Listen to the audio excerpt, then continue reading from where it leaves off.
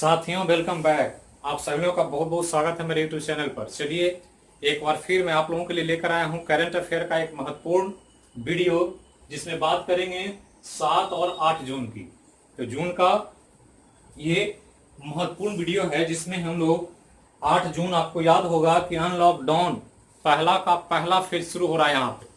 यहाँ तक हम लोग लॉकडाउन 4 में थे और लॉकडाउन 4 के बाद धीरे धीरे देश की अर्थव्यवस्था को, इकोनॉमी को, लोगों की रोजमर्रा को खोलने का प्रयास किया जा रहा है। तो यही 8 जून है जहां पर अनलॉकडाउन 1 के तहत लॉकडाउन 1 को अनलॉक 1 के नाम से खोलने का प्रयास किया गया, जिसमें कुछ नियमों और शर्तों के साथ धर्मस्थल, रेस्टोरेंट, मॉल और होटल्स को खोला गया, जिसमें काफी नियम कानून लगाए गए हैं। सोशल डिस्टेंसिंग को फॉलो करने के लिए कुछ कंडीशन लगाया गया है।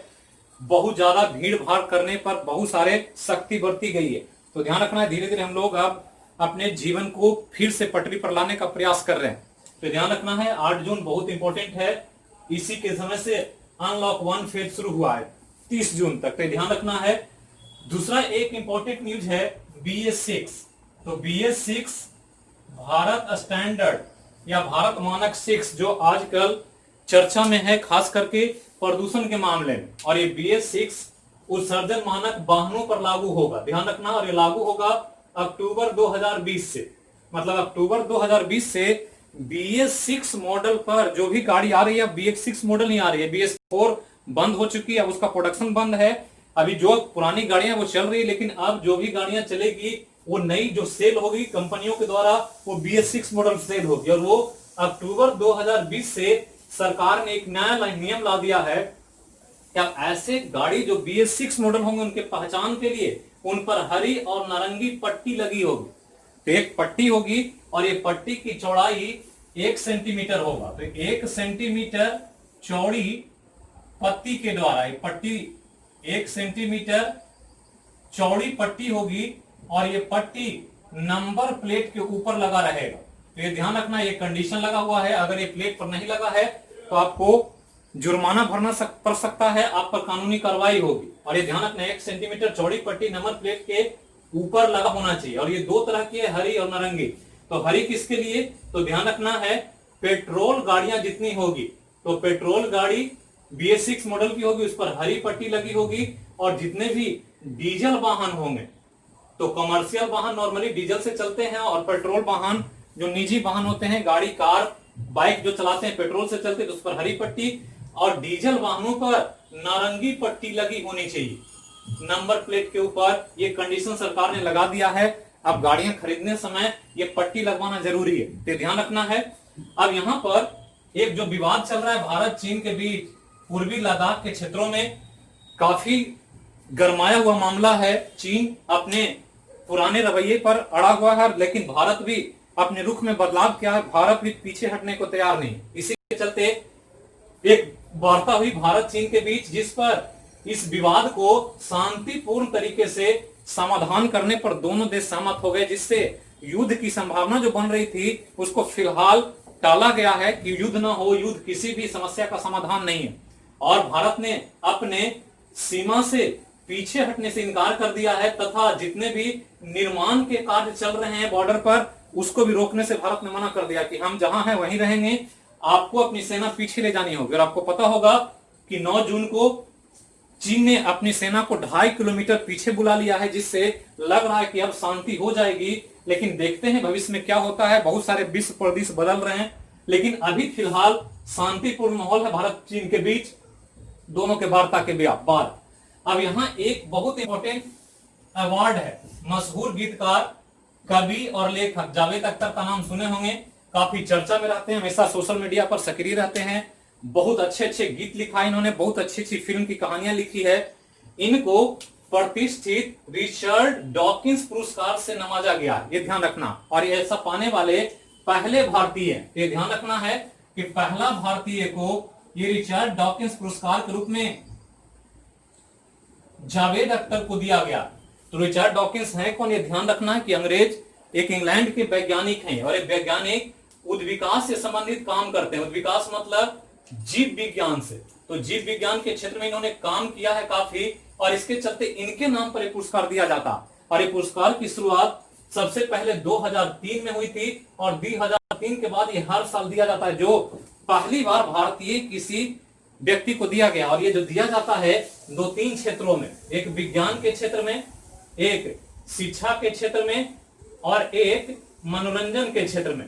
तो ऐसा कोई भी सेक्टर जिसमें काम किया गया हो, और काम किस मामले में, तो ध्यान रखना है धर्म निरपेक्षता जो बात चल रही है, इसके अलावा तर्क संगतता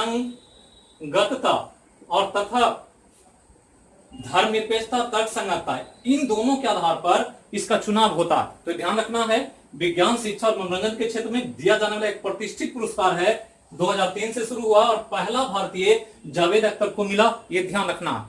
इसके बाद ध्यान रखना है एक बैड न्यूज है यहां दिल्ली से, कि दिल्ली सरकार ने एक गलत डिसीजन लिया और कह दिया कि हम दिल्ली में बाहरियों का इलाज नहीं करेंगे। ये एक दुखद घटना है, क्योंकि कोविड-19 या बीमारियों से बहुत लोग जूझ रहे हैं और दिल्ली कोई एक राज्य नहीं, वो पूरे देश के लिए एक सेंटर प्लेस है जहां पूरे देश के लोग रहते हैं।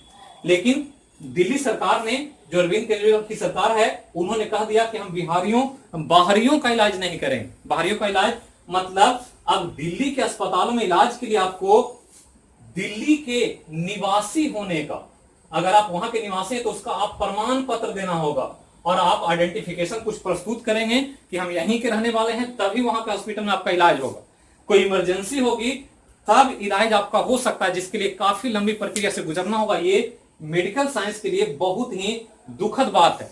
तो ध्यान रखना है कि दिल्ली ने अपने कोविड-19 के संक्रमण को रोकने के लिए डिसीजन लिया कि बहुत ज्यादा वहां संक्रमण फैल रहा है, तो हम बाहरियों को ना बुलाएं ताकि हमारा संक्रमण रुक सके। तो ध्यान रखना है कि अब निवास प्रमाण पत्र, आइडेंटिटी दिखाना होगा, तब दिल्ली के अस्पतालों में इलाज होगा। तो ध्यान रखना है दिल्ली सरकार की एक डिसीजन है। अब यहां ध्यान रखना है कि देश में एक नए कल्चर की शुरुआत हुई है, डिजिटल रैली। क्योंकि चुनावी माहौल है, बिहार में चुनाव होने वाला विधानसभा का, बंगाल में चुनाव होने वाला है, तो इस रूप में डिजिटल रैली कोविड-19 का एक इफेक्ट है कि अब कोविड-19 के कारण अब भीड़ जमा नहीं होगा, रैलियां नहीं होगी मैदानों में, लोग एक जगह एकत्रित होकर भाषण नहीं सुन सकेंगे। तो अब कॉन्फ्रेंस के द्वारा, इंटरनेट के द्वारा, डिजिटल टेक्नोलॉजी से बड़े बड़े स्क्रीन लगा करके एक जगह से भाषण दिया जाएगा और वो डिस्प्ले होगा और उसी से जनता देखेगी कि क्या बोला जा रहा है। और इस रूप में देश में पहली बार डिजिटल रैली को संबोधित किया देश के गृह मंत्री अमित शाह ने। और ये बिहार में जन संवाद कार्यक्रम, बिहार में चुनावी माहौल है और इसलिए बिहार पर डेली अक्सर न्यूज आ रहा है। तो ध्यान रखना है कि पहली डिजिटल रैली बिहार में जन संवाद कार्यक्रम के तौर पर अमित शाह ने संबोधित किया और ये अपने तरह का देश में पहला डिजिटल रैली है। मतलब अब एक जगह बैठ करके वीडियो कॉन्फ्रेंसिंग के माध्यम से अब इस तरह की रैलियां होगी। तो ध्यान रखना है साथियों कि ये रैली की बात नहीं है, पूरे सिस्टम, पूरा जीवन स्तर ही बदलने वाला, हमारा खान पान, रहन सहन, मेल जोल, सामाजिक जो बातें होती है वो सब बदलने वाला। शादियों में बहुत भीड़ भाड़ होती थी, अब नहीं होगी।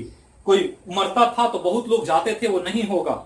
हम लोग दूर से आपस में ही सोशल डिस्टेंसिंग को फॉलो करके ही सारे कार्य को निपटा सकते हैं, तभी कोविड-19 से बचा जा सकता है। क्योंकि एक चीज ध्यान रखना है कि भारत बहुत जल्दी दुनिया में संक्रमण के मामले में पहले स्थान पर पहुंचने वाला, इटली को भी पीछे छोड़कर बहुत आगे निकल गया, चीन से आगे निकल चुका है, चीन से तो मुंबई ही अकेले आगे निकल चुका है।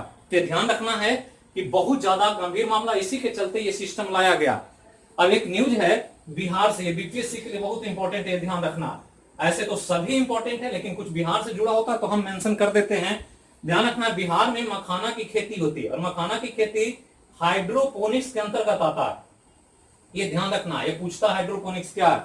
तो हाइड्रोपोनिक्स मतलब वैसी फसल जिसको जल में उगाया जाए। तो फसल मखाना का जो लगता है वो तालाब में होता है, जैसे सिंघाड़ा होता है तो सिंघाड़ा भी हाइड्रोपोनिक्स के अंतर्गत। तो वैसे ही मखाना की खेती उत्तर बिहार में, मिथिलांचल में खूब होती है और यहां से मखाना वर्ल्ड लेवल पर जाता है। और वर्ल्ड लेवल पर यूरोप में इस मखाने को बढ़ावा देने के लिए यूरोपियन यूनियन की जो राजधानी है बेल्जियम, ये ध्यान रखना है, कभी कभी पूछ देगा यूरोपियन यूनियन, ईयू की राजधानी किसको माना जाता है, तो बेल्जियम को। तो ईयू की राजधानी है ये, तो ये एक देश है बेल्जियम, और बेल्जियम की राजधानी ब्रुसेल्स है। तो ये ध्यान रखना है, ब्रुसेल्स, तो ब्रुसेल्स है बेल्जियम की राजधानी, ये याद रखना। और ब्रुसेल्स में अक्टूबर 2020 में एक फूड फेयर लगेगा, मतलब भोजन का मेला। और इस फूड फेयर में बिहार के मखाने का एक स्टॉल लगाया जाएगा, ताकि यूरोप के लोग मखाने को जाने और मखाने के कौन कौन से डिश होते हैं, कैसे इसको हम खा सकते हैं, खीर बनाकर, फ्राई करके कैसे खा सकते हैं, इन सब चीजों का वहां डिस्प्ले किया जाएगा। और इसके लिए बिहार के एक मखाना किंग है, मतलब बिहार में सबसे ज्यादा मखाना प्रोडक्शन वही करते हैं, जिनका नाम है सत्यजीत सिंह। और सत्यजीत सिंह को इस फेयर में आमंत्रित किया गया है, इनको बुलाया गया है कि आप आकर के इस फूड फेयर जो लगेगा बेल्जियम की राजधानी ब्रुसेल्स में अक्टूबर के महीने में, उसमें आप इसको प्रस्तुत कर सकें, क्योंकि सबसे ज्यादा प्रोडक्शन यही करते हैं एक किसान के तौर पर। तो ध्यान रखना है, बिहार से जुड़ा हुआ मामला है, इसलिए इसको ध्यान देंगे। बीपीएससी आने वाले एग्जाम में बिहार दरोगा का वैकेंसी है, सचिवालय की वैकेंसी आने वाली, सबको ध्यान रखना। अब यहाँ एक और न्यूज है बिहार से, ये भी बीपीएससी के लिए इंपॉर्टेंट, और बिहार से इंटरनेशनल न्यूज है। भोजपुर के अनिल किशोर ब्रिक्स के जो बैंक है, जिसको एनबीडी कहा जाता है, न्यू डेवलपमेंट बैंक, एनडीबी, तो ब्रिक्स बैंक के उपाध्यक्ष के रूप में बनने वाले पहले भारतीय होने का गौरव प्राप्त किया। और ये बिहार के रहने वाले, भोजपुर जिले के। तो ये ध्यान रखना है कि बिहार के भोजपुर जिले के अनिल किशोर को ब्रिक्स का उपाध्यक्ष चुना गया, जबकि अध्यक्ष पहले बन चुके हैं केवी कामत, जो पहले थे 2015 से 20 तक, और अध्यक्ष पद भी बदला है, और वो मार्कोस प्रोडो ट्रायोजो। तो ध्यान रखना है कि उपाध्यक्ष के रूप में अनिल किशोर का चुनाव किया गया ब्रिक्स का, जबकि अध्यक्ष जो इनके चुने गए हैं वो ब्राजील के वित्त मंत्री। तो यह अध्यक्ष ध्यान रखना है किसके, ब्रिक्स के। ब्रिक्स के बारे में पिछले वीडियो में भी मैंने बताया, एक बहुत बड़ी ऑर्गेनाइजेशन है 5 देशों की, Brazil, Russia, India, China, south Africa. तो बड़ी संस्था, और इसके एक बैंक है जिसको एनडीबी कहा जाता है, न्यू डेवलपमेंट बैंक, जिसको ब्रिक्स बैंक भी कहते हैं। तो ब्रिक्स बैंक के उपाध्यक्ष बनने वाले पहले भारतीय अनिल किशोर, लेकिन अध्यक्ष के तौर पर केवी कामत पहले पोस्ट संभाल चुका, वही अभी अध्यक्ष थे 15 से 20 तक, केवी कामत, लेकिन अध्यक्ष भी बदला है। और अध्यक्ष के रूप में ध्यान रखना है, नाम है प्रोडो ट्राइजो। तो प्रोडो ट्राइजो जो ब्राजील के वित्त मंत्री हैं, ब्राजील के वित्त मंत्री, और यही अब अध्यक्ष होंगे 2020 से। तो अध्यक्ष को भी नाम याद रखना है, ब्रिक्स बैंक का अध्यक्ष कौन है, तो प्रोडो ट्राइजो, ब्राजील के वित्त मंत्री। और उपाध्यक्ष कौन है, तो भारत के, इवन बिहार के कह सकते हैं, भोजपुर के अनिल किशोर ब्रिक्स बैंक के उपाध्यक्ष होंगे, जो पहले एसबीआई पर बड़े बड़े पोस्ट को संभाल चुके हैं। स्टेट बैंक ऑफ इंडिया के बहुत सारे काम देखा इन्होंने, अनिल किशोर ने, लेकिन अभी रिटायर्ड हैं, लेकिन इन्हीं को सिलेक्ट किया गया, ये ध्यान रखना। तो प्रोडो ट्राइजो अध्यक्ष के रूप में, अनिल किशोर उपाध्यक्ष के रूप में, बहुत इंपॉर्टेंट है। ब्रिक्स अभी चर्चा में है, यह ध्यान रखना। अब यहां पंजाब से एक न्यूज है कि कोविड-19 के लिए पंजाब ने एक जागरूकता अभियान चलाया, जिसका नाम रखा है मिशन फतेह। तो ये नाम है, याद रखना है, बहुत सारा अलग अलग राज्यों ने अपने अपने स्तर पर काम किया है, और उस तौर पर पंजाब ने एक अवेयरनेस प्रोग्राम चलाया है मिशन फतेह के नाम से। अब यहां एक इकोनॉमी से न्यूज है कि जीएसटी परिषद, जीएसटी काउंसिल है, जिसकी बैठक होती है, और ये बैठक 49वीं बैठक 12 जून को होगा, ये ध्यान रखना। तो जीएसटी के 49वीं बैठक 12 जून को होगा, जिसमें 12 जून का जो न्यूज आएगा तो उसमें हम लोग देखेंगे कि क्या क्या निकल करके आया। और ये ध्यान रखना, इसमें भारत की वित्त मंत्री निर्मला सीतारमण और तथा सभी राज्यों के वित्त मंत्री जो होंगे वो भाग लेंगे। एक बड़ा मुद्दा है, चूंकि GST good and service tax Bharat में लाया गया एक टैक्स का प्रक्रिया है, इसके तहत क्या क्या होना है, क्या क्या चेंजेस करना है, ध्यान रखना। और यहाँ एक न्यूज है पुणे से, पुणे महाराष्ट्र में है, और पुणे में एक इंस्टीट्यूट है सेरम इंस्टीट्यूट। तो सेरम इंस्टीट्यूट टेक्नोलॉजी है और तकनीकी कॉलेज है, जहां पर कोविड-19 का 1 अरब टीका बनेगा, ये ध्यान रखना। और ये टीका बनाने का टेंडर एक ब्रिटिश स्वीडिश फार्मास्यूटिकल कंपनी ने दिया। तो British Swedish pharmaceutical company, pharmaceutical एक कंपनी है जिसने कहा है कि मैंने लगभग कोविड-19 का टीका तैयार कर लिया, और ये बहुत जल्दी ही प्रोडक्शन होने वाला है इसका।